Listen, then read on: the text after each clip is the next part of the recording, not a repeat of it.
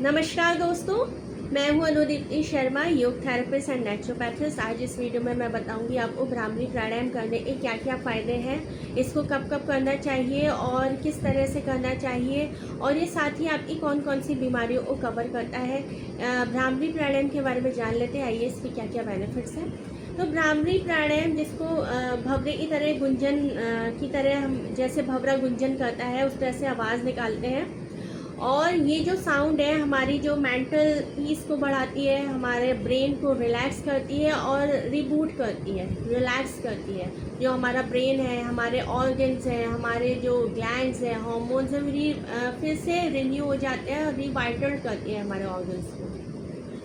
तो ये सिर्फ फिजिकल डिसऑर्डर को ही रिमूव नहीं करती है, ये हमारे जो मेंटल डिसऑर्डर है, आज के ज़माने में देखेंगे बहुत सारे लोग हैं जिन्हें बहुत छोटी छोटी साइकोलॉजिकल प्रॉब्लम है, मेंटल डिसऑर्डर्स है, जिन्हें पता ही नहीं है कि हमारे शरीर में हमको ये बीमारियाँ, जो मानसिक बीमारियाँ हैं, मन से बीमार है, उसको रिमूव करता है। सिजोफ्रेनिया हो गया, ऑटिज़म हो गया, डिप्रेशन हो गया, सीवियर एंजाइटी हो गई, और ओसीडी की प्रॉब्लम है, बहुत सारे लोगों में देखा जाता है। बाइपोलर डिसऑर्डर है, डिप्रेशन है, बहुत ज़्यादा गुस्सा आता है छोटी छोटी बातों पर, बहुत ज़्यादा ओवर थिंकिंग करते हैं, बहुत ज़्यादा नेगेटिव इमोशंस हावी रहते हैं, नींद प्रॉपर नहीं आती है, पूरी पूरी रात जागते हैं, और आती भी है तो आपको बहुत ज़्यादा डीप स्लीप नहीं आ पाती है, आप डिस्टर्ब सा फील करते हैं, सुबह उठ के आपको फ्रेश नहीं फील होता है। तो ये सारी प्रॉब्लम्स को रिमूव करता है। साथ ही हमारा ब्रेन हाइपोथैलेमस पर ये इफ़ेक्ट डालता है। तो हाइपोथैलेमस के अंडर में बहुत सारी ग्लैंड से काम करती है। हमारी पिट्यूटरी ग्लैंड है, जिसे मास्टर ग्लैंड कहते हैं, पीनियल ग्लैंड है, थायराइड ग्लैंड है। तो जो हमारी मास्टर ग्लैंड को भी ये बहुत ज़्यादा पावर देता है और एक्टिव करता है। उसकी पावर इतनी ज़्यादा बढ़ जाती है कि जो हमारी मास्टर ग्लैंड है उसके अंदर में बहुत सारी ग्लैंड्स काम कर रही होती है। जब हमारी मास्टर ग्लैंड ठीक रहती है तो हमारे सारे ग्लैंड्स ऑटोमेटिकली ठीक होने लगते हैं, और हार्मोन्स भी एक बैलेंस अमाउंट में सीक्रेट होते हैं। और किसी भी तरह का डिसऑर्डर है, उन बीमारियों के भी नाम मैं नहीं ले रही हूँ, जो मैं शायद कह ही नहीं सकती कि कोई ऐसी बीमारी हो जो भ्रामरी प्राणायाम से दूर नहीं हो सकती है।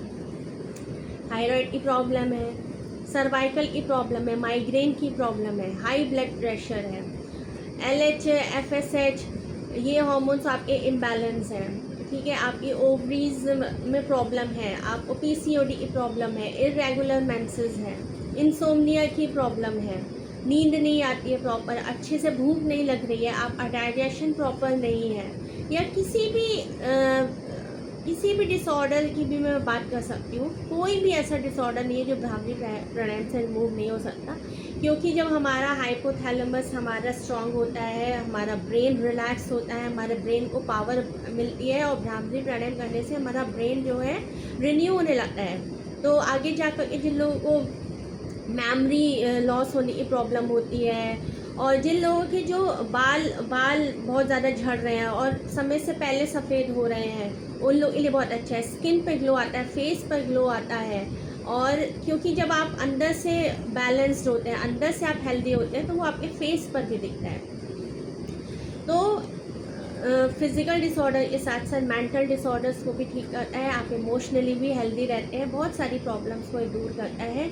जिन बीमारियों को मैं नाम नहीं ले रही हूँ, तो ऐसा नहीं है वो बीमारियाँ भी ठीक नहीं होती है, एक एक बीमारी को आप ठीक कर सकते हैं भ्रामरी प्राणायाम के साथ। अब कुछ लोग कहते हैं कि हम प्राणायाम करते हैं, हमें इफ़ेक्ट नहीं मिलता है। इसलिए आपको भ्रामरी प्राणायाम का इफ़ेक्ट नहीं मिलता है कि आप जब कोई भी प्राणायाम कर लें, चाहे आप अनुलोम विलोम कर लें, चाहे भ्रामरी कर लें, भस्त्रिका कर लें, या आप तन से तो कर रहे होते हैं, लेकिन आपको मन भी वहाँ पे इन्वॉल्व करना चाहिए। तन और मन का जब मेल होता है, जब आप मन से भी आप प्राणायाम में इन्वॉल्व होते हैं, तब आपको ज़्यादा फ़ायदा मिलता है। शांत अवस्था में बैठ कर के करें, अकेले में करें, और खुली हवा में अगर सुबह करते हैं, सुबह प्राण ऊर्जा बहुत ज़्यादा होती है हमारे चारों तरफ, तो सुबह करते हैं तो बहुत ज़्यादा इसके बेनिफिट्स मिलते हैं। और साथ ही जो लोग अगर 3 बार 4 बार करते हैं तो इतना अच्छा रिजल्ट्स नहीं आता है। अगर आपको सीवियर प्रॉब्लम है, कोई क्रॉनिक डिजीज़ है, लंबे समय से आप एक बीमारी से जूझ रहे हैं, तो आपको कम से कम 21 बार भ्रामरी प्राणायाम करना पड़ेगा। 21 से आप ज़्यादा भी कर सकते हैं, 20 मिनट तक ले आइए, 30 मिनट तक ले आइए। आप एक चीज़ को पक्का कर लीजिए और इसको काफ़ी देर तक करिए। इसके कोई साइड इफ़ेक्ट्स नहीं होंगे, आपको बेनिफिट्स ही मिलेंगे। और इंस्टेंट रिज़ल्ट चाहिए तो आप सोने से पहले भी आप देख सकते हैं। अगर जिन लोगों को बहुत ज़्यादा ओवर थिंकिंग करते हैं, नेगेटिव इमोशंस रहते हैं, मन में बहुत चिड़चिड़ापन हो रहा है, गुस्सा आ रहा है, अशांति सी फील हो रही है, आपका मन कहीं एक जगह टिकता नहीं है, हर वक्त आप इधर उधर ये बातें सोचते रहते हैं, और जिन लोगों को नींद आने में बड़ी दिक्कत होती है, जो ढंग से सो ही नहीं पाते हैं, तो मैं कहूँगी आप सोने से पहले 11 राउंड भ्रामरी करें और प्रॉपर वे में करें। एक तरीका होता है, उस तरीके से करेंगे जो कि आज इस वीडियो में मैं आपको बताऊंगी। तो आप देखेंगे आपको इंस्टेंट रिजल्ट मिल सकता है उसी वक्त। आप जब 11 बार आप करेंगे ना, 11 से 15 या 21 बार आप कर लेते हैं ना भ्रामरी प्राणायाम, मैं गारंटी के साथ कह सकती हूँ कि आपको तुरंत इंस्टेंट रिजल्ट मिलेगा। देखेंगे आपका मन एकदम शांत हो जाएगा, नेगेटिव इमोशंस भाग जाएंगे, आपका जो नर्वस सिस्टम एकदम रिलैक्स हो जाएगा, आपको बहुत पॉजिटिविटी फील होने लगेगी और आप देखेंगे आपको नींद भी बहुत अच्छी आएगी और बहुत ही ज़्यादा गहरी नींद आएगी। ठीक है, तो सुबह उठकर तो सबको प्राणायाम करना ही चाहिए, लेकिन भ्रामरी प्राणायाम को आप सोने से पहले भी कर सकते हैं। नींद बहुत अच्छी आती है, ब्लड प्रेशर नॉर्मल रहता है, नर्वस सिस्टम आपका रिलैक्स होता है, डाइजेशन की प्रॉब्लम है और कोई भी ल्यूकोरिया की प्रॉब्लम है, पीसीओडी की प्रॉब्लम है, मेंसेस की प्रॉब्लम है, जिन लोगों को बेबी कंसीव होने में प्रॉब्लम आ रही है उनके लिए बहुत ज़्यादा अच्छा है। जिनको थायराइड की प्रॉब्लम है, डायबिटीज़ में भी बहुत ज़्यादा फ़ायदेमंद है ये, और माइग्रेन की प्रॉब्लम है, कोई भी मेंटल डिसऑर्डर है, सिर में दर्द रहता है, आँखों की रोशनी कम हो रही है, जिन लोगों को कानों से सुनाई नहीं देता है या कानों की कोई समस्या है, जो बहरापन है, कम सुनाई देता है या कान बहता रहता है, उनके लिए बहुत ज़्यादा फ़ायदेमंद है। नाक से रिलेटेड साइनस की प्रॉब्लम है, उससे भी बहुत ज़्यादा ये हेल्पफुल है। आपकी कंसंट्रेशन पावर को बढ़ा देता है और आपका ब्रेन है, माइंड है, बहुत रिलैक्स रहता है, आप बहुत ज़्यादा हैप्पीनेस फील करते हैं, बहुत ज़्यादा शांति आपके मन में रहती है। तो भ्रामरी प्राणायाम को आप 2 से 3 बार नहीं करें, मैं कहूँगी आप स्टार्टिंग में 5 बार करें। आप न्यू प्रैक्टिशनर हैं तो आप स्टार्टिंग में 5 बार कीजिए, फिर आप बढ़ा दीजिए 7 बार लाइए, फिर 11 बार। 11 से तो कम नहीं करना है, और 11 से आप जितनी ज़्यादा आपको सीवियर प्रॉब्लम है उतना ज़्यादा आप भ्रामरी प्राणायाम बढ़ा दीजिए। मैं कह सकती हूँ 1 हफ्ते में आप अपने अंदर ड्रास्टिकली चेंजेस देखेंगे। ना कि आपकी फिजिकल हेल्थ को भी अच्छा करेगा, इमोशनल हेल्थ को भी अच्छा करेगा, मेंटल डिसऑर्डर्स को भी रिमूव करेगा। बस शर्त ये है कि आपको ये प्राणायाम काफ़ी देर तक करना है, 3 या 4 बार करने से कोई भी आपको रिजल्ट्स नहीं मिलेंगे। तो इसको आप बैठ जाइए, एक आसन पर बैठ जाइए। जो आसन पर नहीं बैठ सकते वो कुर्सी पर बैठ सकते हैं, स्टूल पर बैठ सकते हैं। रात को अपने बेड को आप साफ़ कर लीजिए, अपना बेडरूम क्लीन कर लीजिए। बेडरूम में आप रात को सोने से पहले अपने बेड को भी कर सकते हैं। कमर गर्दन सीधी रखना है और जो हमारा ईयर का ये वाला जो पार्ट होता है इसको प्रेस करना है, ना कि अपनी फिंगर को अंदर इस तरह से डालना है, इसको बंद करना है। कमर गर्दन सीधी रखनी है और जो आपकी अंगूठे से डालेंगे, जो आपकी फर्स्ट फिंगर है उसको फोरहेड पे रखेंगे, बाकी 3 फिंगर्स को आप अपनी आईज पर रखेंगे। लंबी गहरी श्वास लेंगे और नाक से आपको ओम का साउंड क्रिएट करना है। दांतों को आपस में मिलाएंगे और अपनी जीभ को अपने तालू से लगाएंगे। लंबी गहरी श्वास लेंगे,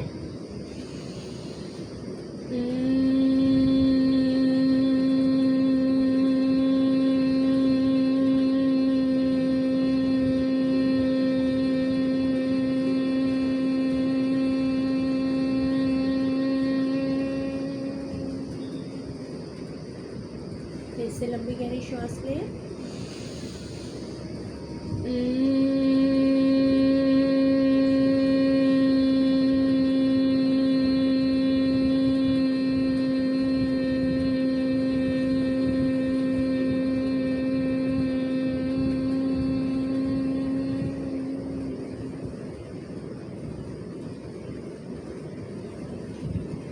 इस तरह से आपको भ्रामरी प्राणायाम के राउंड्स करने हैं। 7 बार कीजिए, फिर 11 बार कीजिए। लेकिन अगर आपको इंसोम्निया की प्रॉब्लम है, मेंटल डिसऑर्डर्स हैं, बहुत चिड़चिड़ापन है, गुस्सा आ रहा है, इंस्टेंट रिलीफ चाहिए, तो आप कम से कम 15 से 20 बार ये प्राणायाम कीजिए। आपको तुरंत रिजल्ट्स मिलेंगे, इंस्टेंट रिजल्ट्स मिलेंगे।